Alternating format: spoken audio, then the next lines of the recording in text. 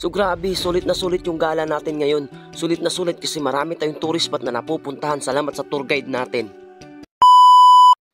Anyong mga kachinggo, for today's video, panibagong araw, panibagong vlog na naman. Mauubos na naman ang laway ni Kaibags ngayon kasi sabi ng driver ko, marami kaming tourist spot na pupuntahan ngayong araw na to.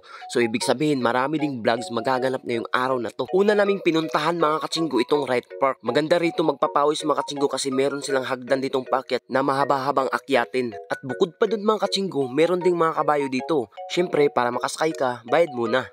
Nabanggit pala ng kasama ko mga kachinggo na dito daw siya tuwing weekend nagpapapawis. Dito daw siya nagja-jogging. Dito daw siya dumadaan sa hagdan na yan. Kaya syempre, una naming pinuntahan tong hagdan na to. Grabe nakakahingal guys. Hindi namin nabilang kung ilang step to. Nakalimutan namin, mamaya na lang pagpababa, bilangin natin. Yun o. Baga umaga pagkagising, diretso agad dito. Di man lang nagkape tong kasama ko. Nakakit ka dito? Ilang beses na? Ito ang jogging. Jogging? Di ba narinig nyo mismo sa kanyang bibig mga kachinggo? Wala nang kape-kape, diretso na agad dito. Overview na dito, banda oh. Napakaganda ng tanawin dito. Pero tika lang, may mga igurot dito mga kachinggo. Kung napansin nyo ba yung palabas na Encantadia sa GMA? Sila yung mga tao-tauhan sa Encantadia. Pero hindi sila bida ha. Bida-bida lang. Yo, peace out. Biro lang mga kachinggo. Dito sa lugar na to mga kachinggo, grabe nakaka-relax talaga. Tingnan nyo naman yung mga daming kakahuyan dyan. Kanina pa kami lakad ng lakad dyan pero hindi man lang ako pinawisan. Samantala nung nasa Maynila ako mga kachinggo, umaga pa lang nakahubad na ako ng damit kasi basang-basa na ng pawis. Yung tipong maaraw siya pero ramdam ko pa rin ang lamig. Aba mga kachinggo, may tula pala dito. Try ko nga itong basahin at intindihin kung kayang-kaya ba ng utak ko. So basahin natin ulit guys.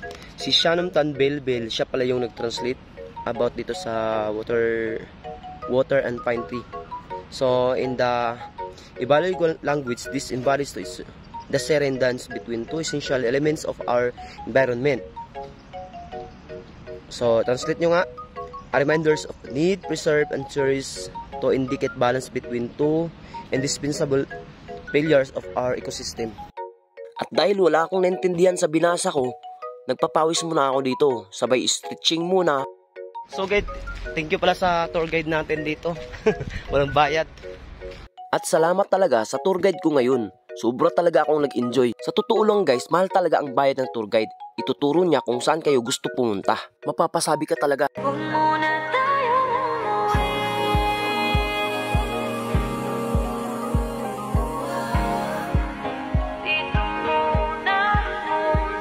O diba sabi sa kanta mga kachinggo, wag muna daw tayong umuwi. At dahil nga bago sa paningin mo ang lugar na ito mga kachinggo at relaxing pa, hindi ka talaga uuwi agad. At pwede kayo magpa-picture kay Bernard mga kachinggo, 50 pesos lang naman. At napag-isip-isip nga ng kasama ko dito mga kachinggo, pupunta kaming Mines View at doon mo makikilala si Kabsat.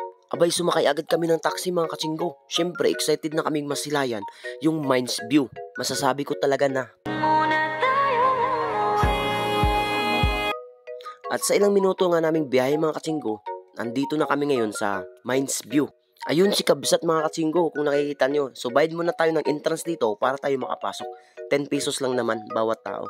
Sa bungad pa lang mga kachinggo, puro naman bulaklak yung nakikita ko dito. Di ko alam kung anong mga halaman yan, prutas ba yan o ano yan, bulaklak ba yan, iwan ko. Wala kasi yan sa amin mga kachinggo. May magandang kabayo dito mga kachinggo, pwede kayong magpa-picture dito. 50 pesos lang naman yung picture pero pag sumakay kayo, 100 na siguro. Tingnan nyo naman yung view dito ng mga kachinggo. Sobrang overlooking. Sa sobrang overview nga, nakita ko na yung Dasma Cavite dito, pati yung Cubao MRT station. Abay, wag sayangin ang oras mga kachinggo, pa-video na tayo. Ito yung pinunta ko dito mga kachinggo, kaya susulit-sulitin ko talaga to. Kahapon kasi maulan mga kachinggo, buti nga ngayon maaraw. Sa ngayon mga kachinggo, pabalik na nga kami sa dinaanan namin mga kachinggo kasi balik na rin namin umuwi. Yun lang naman ang purpose namin dito, makapag-video, makapag-picture. Kung sakaling magkaroon man ako ng sapat na pera mga kachinggo para manirahan sa lugar na to, abay dito na ako maninirahan. Magandang lugar na to, malamig. Although di naman kalakihan itong lugar na to, itong Baguio kasi nga pinakatuktok ito ng bundok. Pero masaya dito, napakaraming tao. Lapit na ako maglubat. Wala kang charger. Hindi ko madala eh. Ginala mo yung wala mo. charger sa sasakyan. Kahapon nga, di ba? Yung sa bus, meron palang ano yan, outlet. Doon pa ako nag-charge sa ano? Sa restaurant. So ngayon mga kachinggo, kasi napuntahan na namin yung gusto naming puntahang mga lugar, lilipat na naman kami sa ibang tourist spot. Napakaswerte ko talaga dito mga kachinggo. Meron na nga tayong car, may driver pa. So this time mga kachinggo, papunta na nga kaming PMA. Doon daw yung next naming pupuntahan. Sa tuwing nakasakay kami sa car mga kachinggo, hindi kayo naka-on yung aircon dyan. Ang lamig kasi talaga ng panahon dito. Kahit nga ganyan maaraw siya, sobrang lamig pa din. So dito na yun mga kachinggo, sa Fort Jean Gregorio It's del Pilar. So dito pala kami gagala ngayon. Dito nga kachinggo, hindi ka pwedeng pumasok dito kapag wala kang ID, wala kang authorization. Ang may-ari kasi ng car na to mga kachinggo, yung tita ni Judel.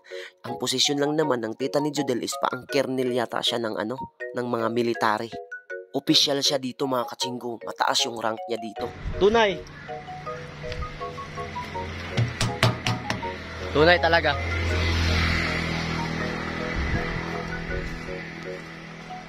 Sobra nga akong napabilib dito mga kachinggo kasi lahat ng mga sundalong nadaanan namin nagsasaludo. Kilala kasi nila mga kachinggo yung may-ari ng car na to. Kung naintindihan ko lang lahat ng to mga kachinggo, gusto kong ipaliwanag ko sa inyo nang maintindihan nyo rin eh.